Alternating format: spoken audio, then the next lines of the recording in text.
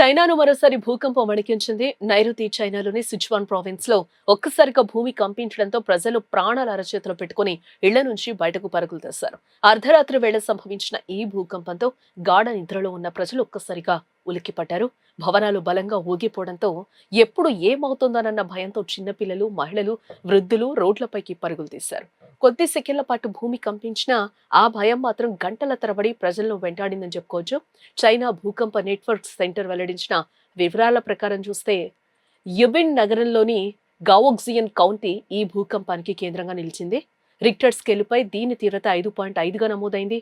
భూమికి కేవలం 10 కిలోమీటర్ల లోతులో భూకంప కేంద్రం ఉండడంతో ప్రకంపనల ప్రభావం మరింత ఎక్కువగా కనిపించింది.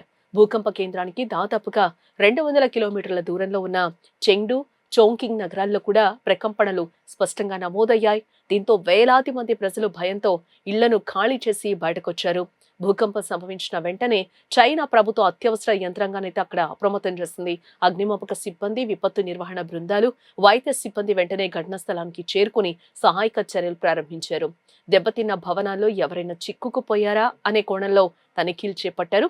పలు ప్రాంతాల్లో విద్యుత్ సరఫరా నిలిచిపోవడంతో అధికారులు వెంటనే పునరుద్ధరణ చర్యలు కూడా చేపట్టారు. ఇప్పటి వరకు అందిన సమాచారం ప్రకారం చూస్తే ఈ భూకంపంలో కనీసం 13 మంది గాయపడినట్లుగా తెలుస్తోంది.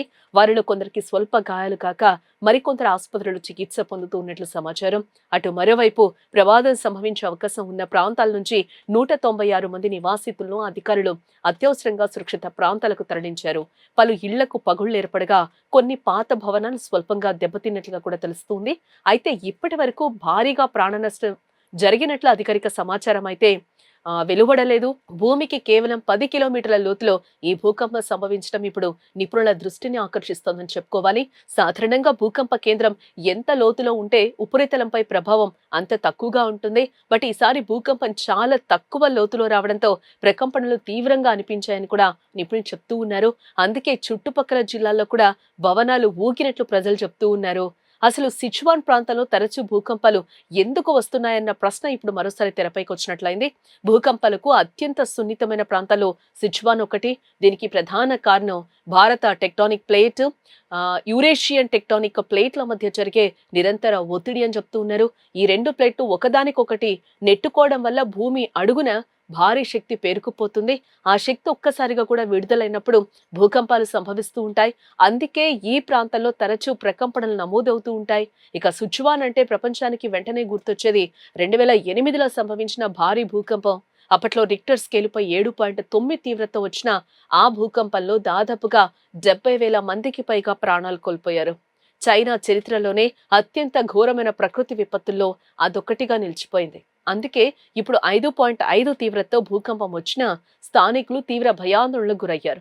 భూకంపం తర్వాత ఆఫ్టర్ షాక్స్ వచ్చే అవకాశం కూడా ఉందని అధికారులు హెచ్చరిస్తూ ఉన్నారు.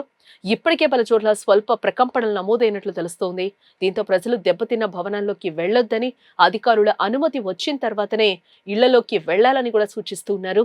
ప్రమాదకర ప్రాంతాల్లో పోలీసులు, రెస్క్యూ బృందాలు నిరంతరం పహారాగాస్తూ ఉన్నాయి. అవసరమైతే మరిన్ని సహాయక బృందాలు రంగంలోకి దింపేందుకు కూడా చైనా ప్రభుత్వం సిద్ధంగా ఉంది. మరోవైపు భూకంప ప్రభావిత ప్రాంతాల్లో పరిస్థితిని ఎప్పటికప్పుడు డ్రోన్స్, ప్రత్యేక బృందాల ద్వారా పరిశీలిస్తూ ఉన్నారు. రోడ్లు, వంతెనలు, విద్యుత్ వ్యవస్థ, కమ్యూనికేషన్ నెట్వర్క్లను అధికారులు తనిఖీ చేస్తూ ఉన్నారు. ప్రజలకు అవసరమైన ఆహారం, తాగునీరు, వైద్య సేవలు అందించేందుకు తాత్కాలిక సహాయ కేంద్రాలను కూడా ఏర్పాటు చేశారు. పరిస్థితి పూర్తిగా అదుపులోకి వచ్చే వరకు సహాయక చర్యలు కొనసాగుతాయని అధికారులు వెల్లడించారు.